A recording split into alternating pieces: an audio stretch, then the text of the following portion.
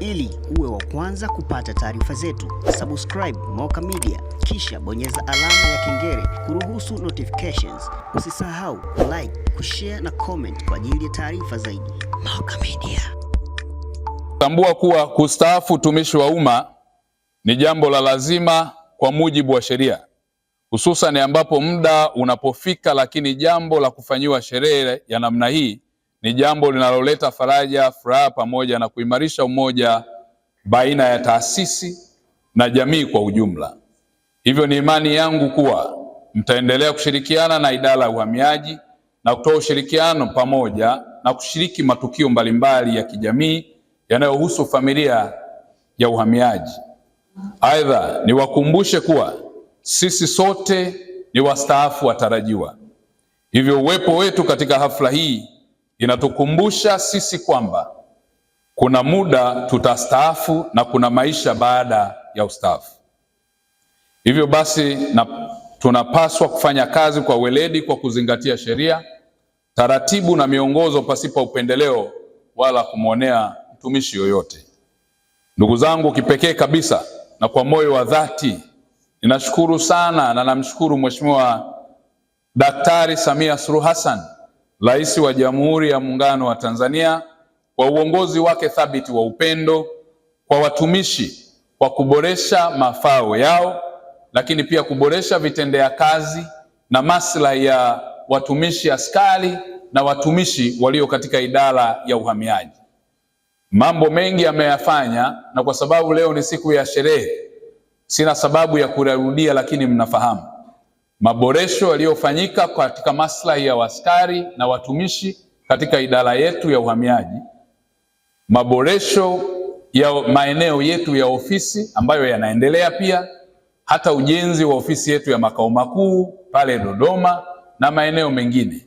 Imekuwa ni kipaumbele cha Mheshimiwa Rais wetu Dr. Samia Suluhu Hassan, ikiwa ni pamoja na maboresho ya makazi lakini pia na vitendea kazi. Na hivyo kwa shukrani hizi naomba tumpigie makofi mengi Mheshimiwa Rais. Asante sana Mheshimiwa Rais. Vivyo hivyo, ndugu zangu wageni waalikwa, kwa kuzingatia upendo huu mkuu Mheshimiwa Rais kwa wastaafu, natoa wito kwa viongozi wa idara ya uhamiaji kuhakikisha wastaafu wote wanapata stahiki zao kwa wakati.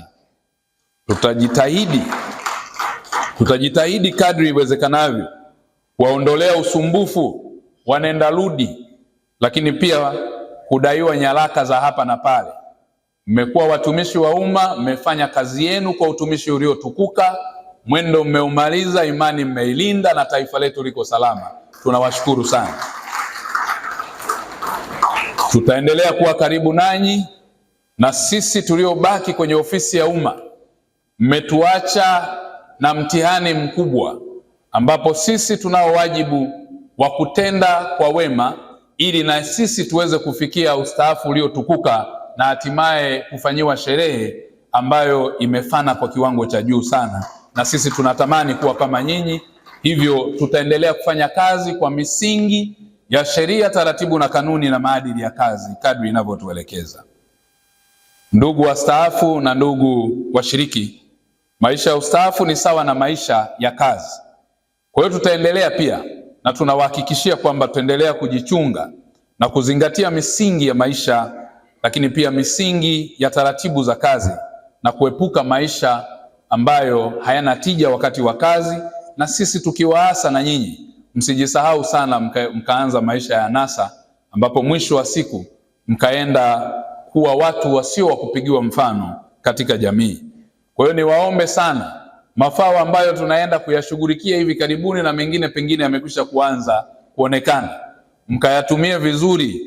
Kule mtaani kuna wale wanaoitwa watoto wa 2000. Niombe sana, ukistaafu ni wakati wa kumrudia Mwenyezi Mungu, ni wakati wa kuanza sasa honeymoon. Tukawapende wake zetu na waume zetu. Hapa ndio wakati wa kuonyesha upendo wa dhati na kweli, kwa sababu wakati unastaafu ndio kama wakati unaanza kazi. Kwa hiyo twende tukatumie mafao yetu vizuri. Na mafao haya ni wakumbushe ndugu zangu, haujapewa fedha hii kwa ajili ya kwenda sasa labda pengine kuwa mtu msamaria mwema wa kwenda kugawa kwa kila mtu anayekuomba, niwaombe kidogo tukawe mabahili ili maisha yetu yaende yakawe mazuri, kwa sababu tunao uzoefu, na wakati mwingine tutaendelea kusisitiza kama wizara ili tuanze kutoa mafunzo ya elimu ya ustaafu na tustaafu kabla ya kustaafu, ili tuwe na stadi na uelewa na ujuzi wa maisha ya ustaafu. Haki ya kupata mafao kwa wakati ni haki yenu, na hakika mimi waziri wenu nitahakikisha jambo hili linatekelezwa kwa wakati, na ikitokea changamoto yoyote tafadhali tuwasiliane haraka sana, kwa sababu jambo hilo nitalishughulikia mimi mwenyewe. Lakini la pili, niwaombe na kuwasihi sana tukazingatie na tukalinde mtaji mkubwa ambao umetufikisha hapa siku ya leo, na mtaji huo si mwingine ni afya yetu. Tukalinde afya zetu, afya za familia zetu, ili tukaendelee kuishi kwa baraka na neema za Mwenyezi Mungu. Na katika afya ni muhimu sana tukazingatia uwepo wa bima ya afya ili tuweze kukabiliana na adui ugonjwa. Na katika kukabiliana na adui ugonjwa sio tu kwa kujikinga kwa kupitia dawa za kitabibu. Niwaombe na kuwasihi tuzingatie pia kufanya mazoezi, kwa sababu ni askari, muendelee kufanya mazoezi. Hiyo itaendelea kuimarisha na kuondoa magonjwa yale yasiyokuwa ya kuambukiza. La tatu, nitaomba sana maisha yenu kiuchumi, shughuli mkaendelee kujishughulisha na shughuli mbalimbali na kulinda uchumi wenu katika kile kipato mnachokipata, ili kuondoa upweke. Upweke ni moja ya ugonjwa wa hatari pia kwa wastaafu, hivyo tukajiepushe nao kwa kuwa na shughuli za kiuchumi.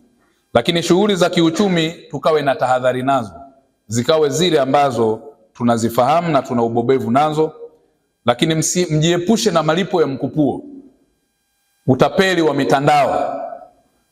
Lakini pia masuala ya ujenzi, wapo mafundi kule wanawasubiri, anakupa lamani, anakuambia hii ghorofa moja inaisha hii, unatoa fedha zako, anajenga fundi, inaishia msingi, ukibahatika lenta, hela imeisha, alafu anakuambia katafute hela, yeye anaenda kutafuta kazi sehemu nyingine, wewe umebaki kwenye lenta, huwezi kukaa, unaenda kuishi kwenye nyumba ya changamoto. Kwa hiyo tutakapoenda kama ni ujenzi, tulitarajiwa tu tumejenga kabla, lakini kama ndivyo basi tukajenge kwa umakini sana na kwa mafundi wa uaminifu, na usimlipe fedha zote, ukalipe kwa awamu kulingana na kazi ambayo anaifanya, na usimamizi ukawe mzuri. Tunao uzoefu wa wastaafu wengi, na mimi nimesimamia mifuko ya hifadhi ya jamii, ninafahamu changamoto za wastaafu. Katika kipindi niko ofisi ya waziri mkuu, ninajua changamoto zilizowakumba wastaafu. Kwa hiyo pia hata ukipata hamu ya kutumia fedha zako kumwagilia moyo, tafadhali usiende baa za mtaani, njoo waite bendi ya uhamiaji, watakupigia mziki, utaimba, na mwisho wa siku hawatakutapeli, kuliko uende sehemu ambayo utajikuta unapoteza fedha zako. Kwa hivyo nasisitiza umakini, tusiende kuanzisha biashara tusizozijua au ujasiriamali tusiokuwa na uhakika nao. Lakini vivyo hivyo niendelee kuomba kwamba tukaendelee kuwa washauri wa jamii, washauri wa serikali, lakini pia tukakubali kushauriwa na kupata msaada wa kisaikolojia. La tano, tuendeleze ujuzi na maarifa. La sita, umoja na ushirikiano, heshima na utambuzi na kutambulika. Na sisi tutaendelea kushirikiana nanyi, na kama alivyosema CGI, tutaendelea kuangalia yale maeneo yote ambayo tutahitaji msaada wenu. Nyinyi bado hamjastaafu. Mmestaafu kwa maana ya muda wa utumishi wa umma, lakini kwa maarifa na ujuzi wenu, ubobevu wenu na uzoefu wenu bado tunauhitaji kama serikali. Hivyo tutaendelea kuwatumia kila wakati. Maadili na mfano wa kuigwa katika jamii liwe jambo la saba la msingi la kuzingatia. Lakini pia mkatengeneze mpango, ili si zuri sana kulisema, lakini pengine Mwenyezi Mungu apishirie mbali, lakini sisi wanasheria huwa tuogopi kulisema.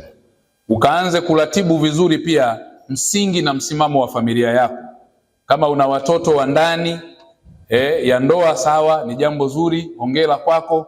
Lakini pia hata kama wapo wale wa nje ambao wana chassis number ambao hawajasajiliwa, na wenyewe ni vizuri watambue, ili baadaye mbele Mwenyezi Mungu akujalia miaka 100 na kitu, usije ukaacha familia nje huku wanagombana wakaja kwa CGI au kwa nani ikawa changamoto. Kwa hiyo hayo nayo pia ni muhimu sana kuanza kuzingatia na kuyatengeneza.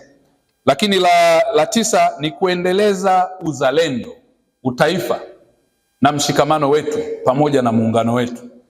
Tuende tukawe mabalozi wa kusimamia hayo, kwa sababu ni tunu za taifa, ikiwa ni pamoja na amani, mshikamano na usalama wetu. La mwisho ni muhimu, na nizidi kuwaomba tukumbuke pepo yetu tunaiandaa wenyewe. Tukakumbuke kusali na tukakumbuke kuswali, kwa sababu ili uweze kwenda kwa Mwenyezi Mungu na ukachague kulia au kushoto, hiyo pepo tunaiandaa wenyewe hapa duniani. Ili uwe wa kwanza kupata taarifa zetu, subscribe Moka Media, kisha bonyeza alama ya kengele kuruhusu notifications. Usisahau like, kushare na comment kwa ajili ya taarifa zaidi. Moka Media.